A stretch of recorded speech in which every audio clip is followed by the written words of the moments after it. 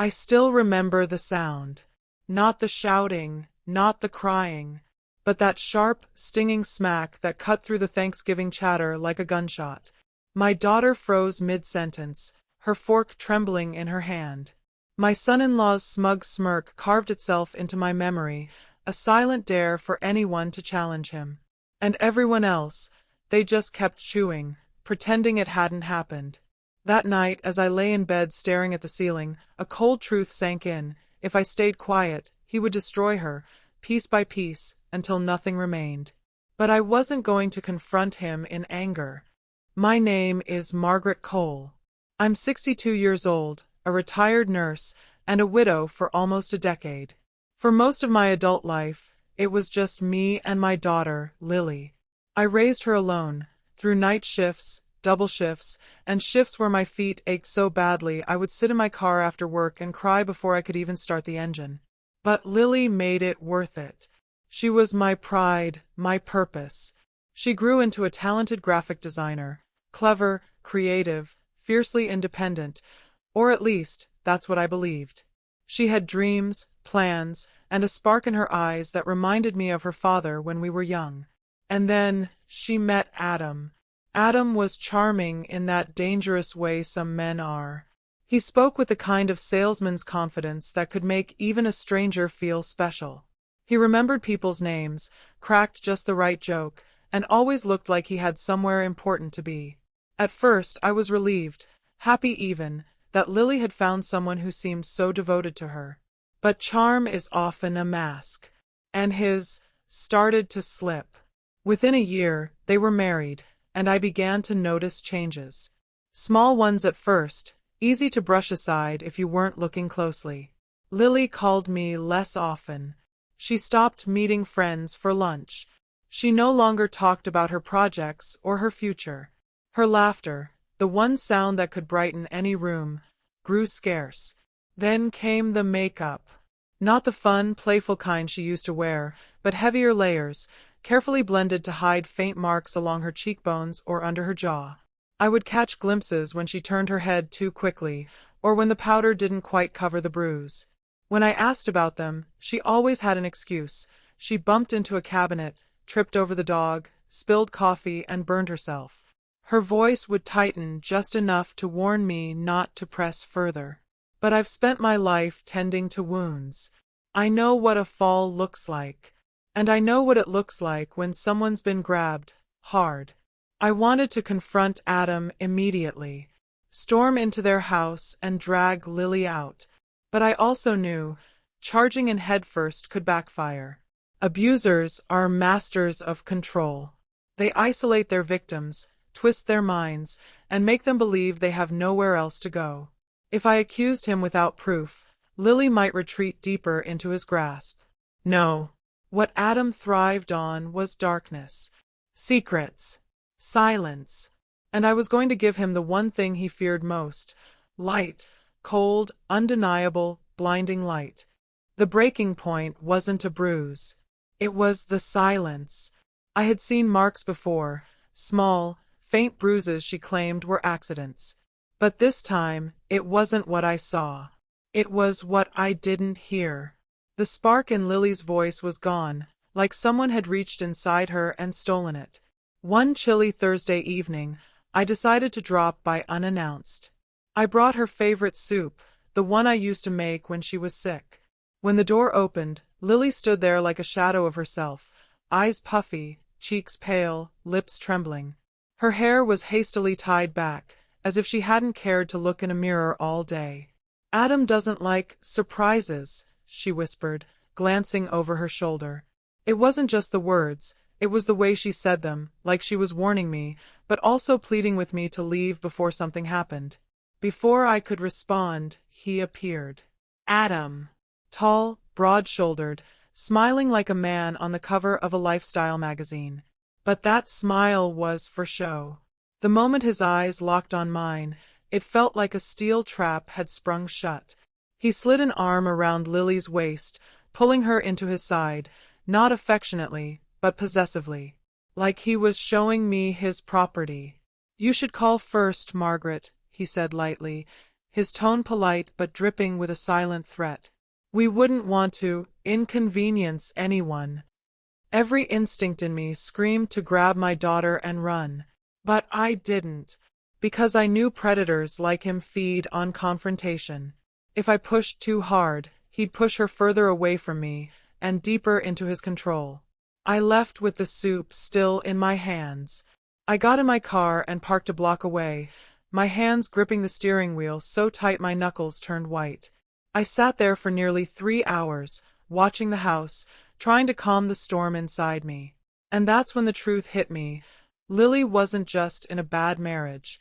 She was in a prison with invisible walls, and Adam was the warden. No one else was coming to rescue her.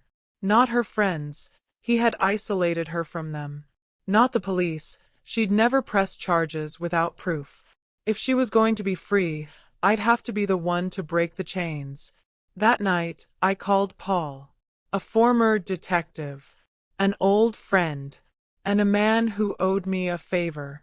When he answered, I didn't waste time. I need information, I said, on Adam Harper. Everything you can find. That was the night my plan began. And Adam didn't even know the first crack had formed in his perfect little facade. For the next 6 weeks, I became invisible. It's amazing how much people overlook an older woman who moves slowly, keeps her head down, and smiles politely. They assume you're harmless. That assumption became my greatest weapon. Using a spare key Lily had once given me years ago, just in case, I slipped into the house when they were both out, usually when Adam was working late and Lily was still at her office. I moved like I was back in the hospital on a night shift, quiet, deliberate, making sure not a single thing was out of place.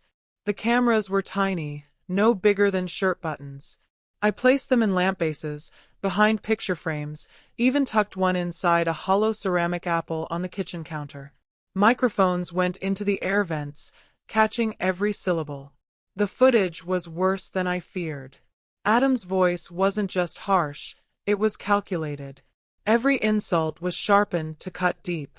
He tore down her confidence in layers, her looks, her career, her friendships. And sometimes, he didn't just use words. One night, I watched Lily flinch when he raised his hand, not to hit her, but to remind her that he could. That was enough for my blood to boil. I kept everything. Each file was neatly labeled by date and incident. Paul, my old detective friend, helped me organize it so there would be no doubt about the timeline of abuse. But evidence alone wasn't enough. Adam was clever. In public, he was the kind of man who charmed waiters, who shook hands too firmly, who remembered your name. If I ran to the police right away, he'd spin the story, twist it until Lily was painted as emotional or misunderstood. I knew that script too well, because I'd seen it destroy other women before. So I decided on something different. I wouldn't just expose him. I would dismantle him, piece by piece. His friends, his co-workers, his business contacts, they all saw him as a stand-up guy. That image was his shield, and I was going to shatter it before I struck the final blow. Paul connected me with a tech-savvy acquaintance who could help misplace certain pieces of footage online, clips that showed Adam's temper in full swing, but without Lily in frame. We wanted the public to see his cruelty without giving him an easy excuse. By the end of those 6 weeks, I had everything: the proof, the plan, and the patience. All I needed now was the perfect moment to make it hurt the most. The silence in the ballroom was suffocating, the kind that presses into your skin and makes your heartbeat feel loud enough for everyone to hear. People didn't even clap when the video ended. They just stared, at him, at Lily, at me. Adam opened his mouth, trying to laugh it off. This is obviously some kind of sick joke. But then, Paul stepped forward from the back of the room.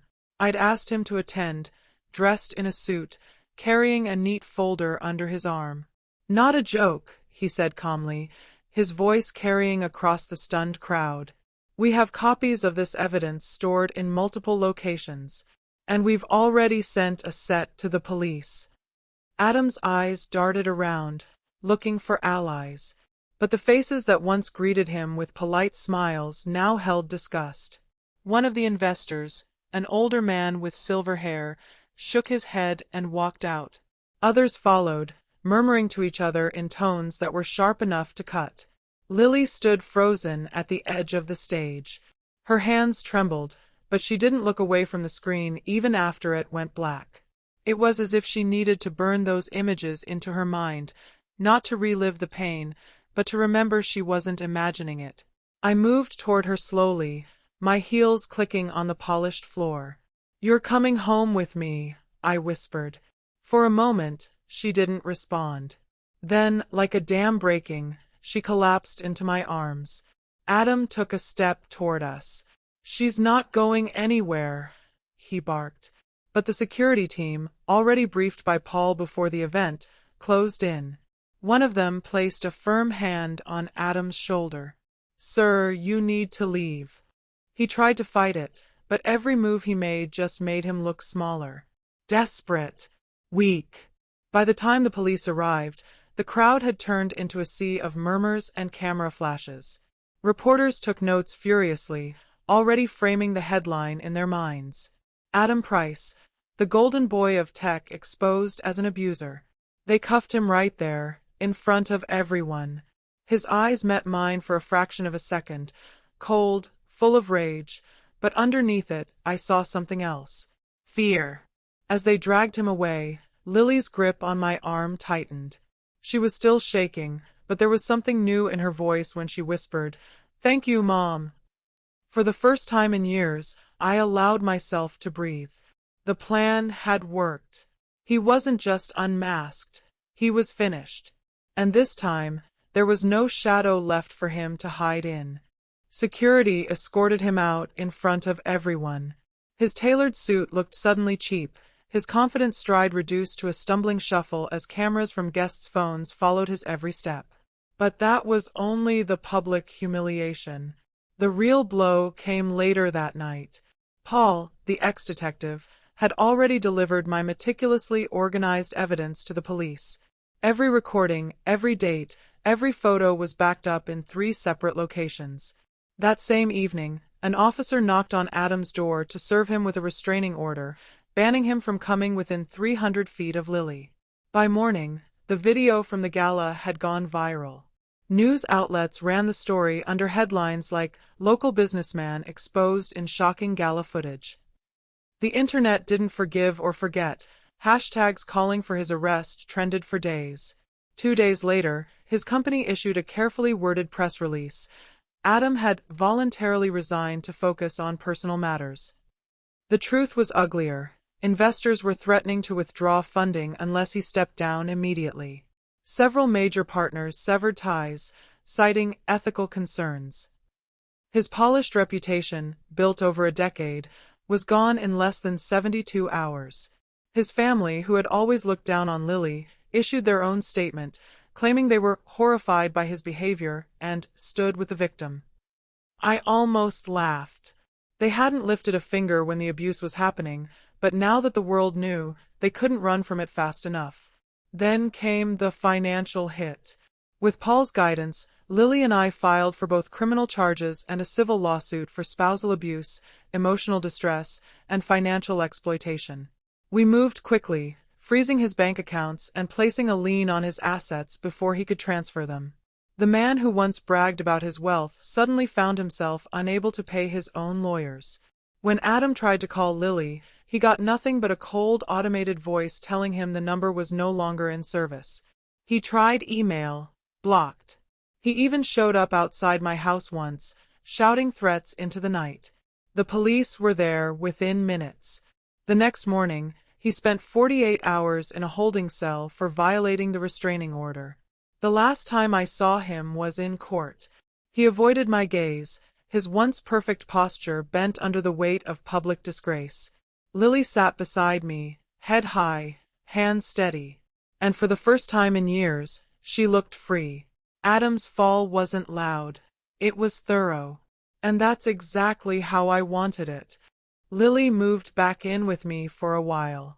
At first, the house felt heavy, like the walls themselves had absorbed years of her silence. She barely spoke, answering my questions with nods or short phrases. Meals were quiet, her eyes often fixed on the table as if she was afraid to take up space. But slowly, change began to bloom. It started with her opening the blinds in her room one morning. Then she began painting again, at first just small sketches, then bold canvases filled with color and life. I'd find her in the living room, sunlight streaming through the windows, brush in hand, humming softly to herself. The first time I heard her laugh again, really laugh, it was over something silly on TV. The sound was warm, almost foreign after all those years of tension. She started meeting up with friends she hadn't seen in years, friends who had thought she'd disappeared from the world. The more she reconnected, the more she stood taller, her shoulders no longer hunched as if bracing for impact. As for me, I slept better than I had in years. Not because Adam had been ruined, though I'd be lying if I said watching him crumble didn't bring a certain satisfaction, but because I'd given my daughter her life back. I no longer woke up at 2 a.m. wondering if she was okay, if she was safe, if she had enough to eat or someone to talk to. Now I could hear her footsteps in the hallway, the soft murmur of her voice on the phone, the clink of her mug in the kitchen. Normal sounds. Healing sounds. Adam, meanwhile, faded into the background of our lives. Last I heard, he was living in a cramped apartment on the other side of town, fighting multiple lawsuits and dodging reporters. The man who once seemed untouchable was now just another cautionary tale whispered about in business circles. One evening, as we sat on the porch watching the sunset, Lily turned to me. "Thank you," she said simply. No grand speech, no dramatic moment, just 2 words. But I felt the weight of them. Revenge.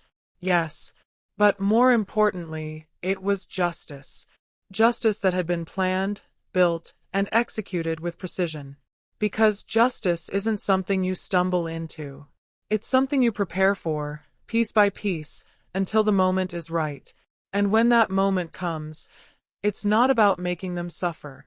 It's about making sure they can never hurt you, or the ones you love, again.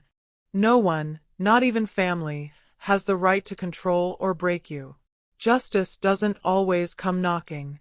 Sometimes you have to build it yourself, piece by piece, until there's nowhere left for the abuser to hide. If this story spoke to you, share it. You never know whose life you might help change.